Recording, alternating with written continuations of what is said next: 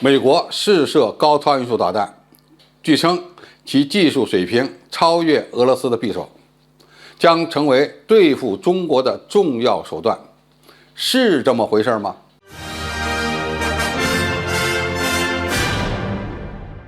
观众朋友、网友朋友，大家好，我是付前少。据美国有线电视新闻网当地时间4月4日援引一位知情的国防官员的消息称，美国早在3月中旬就成功试射了一枚高超音速导弹，但当时为了避免拜登即将访问欧洲之际加剧与俄罗斯的紧张关系，美方在2周内刻意保持了低调，没有公布相关的信息，包括这名美国官员和美国国防高级研究计划局在内的消息源没有透露过多的细节，仅表示这枚导弹以超音速5倍以上的速度飞行了，飞行高度呢在19800米左右，飞行距离超过482公里。即使以超音速5倍的速度飞行，那么这一距离用时也不超过5分钟。有报道称，美国试射的这枚高超音速导弹是技术更为复杂、实现起来更加困难的 HAWC 导弹。这款导弹是在超燃冲压发动机项目之上发展起来的，弹上没有弹头，甚至呢也没有控制系统，仅仅是做了一次自由飞行，因此把它称为高超音速导弹还为时过早。另外，还有一些媒体称，美国这次试验的高超音速导弹，它的实际水平要超过俄罗斯的匕首，是这么回事吗？那么，它超过俄罗斯匕首高超音速导弹的依据在哪里呢？据称，它采用的是吸气式的发动机，也就是超燃冲压发动机作为动力装置，而匕首高超音速导弹是由火箭推送的，到末端之后呢，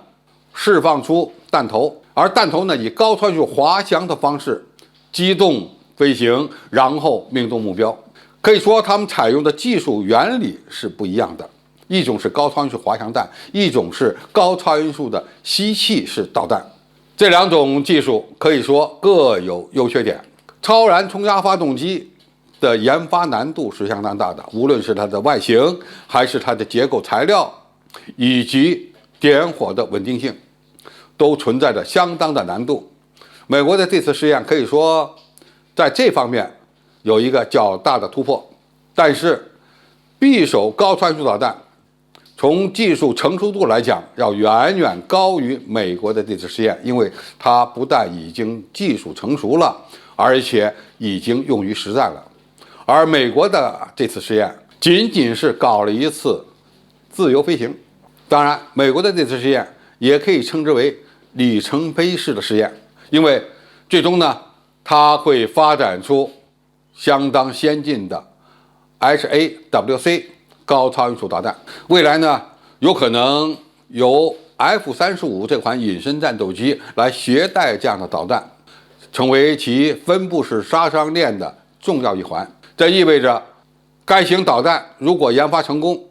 将会主要用于区域外打击。那么它打击的目标可能是中国的舰队，或者呢是威胁中国地面的高价值目标，值得我们警惕。但是这种导弹相比于中国的东风17、俄罗斯的匕首、锆10，它的拦截难度要低一些，因为你最大速度也不过就音速的5倍。现在很多的常规导弹的最大飞行速度都可以达到音速的4倍，甚至呢接近5倍。高超音速导弹目前呢是刚刚开始面世，有的呢正在试验，有的已经开始列装。因此，如何防备高超音速导弹，可以说都是世界各国面临的一个巨大课题。因此，只有加强相应的进攻手段，恐怕才是未来最好的防御。好，今天的评述就到这里，我们下期再见。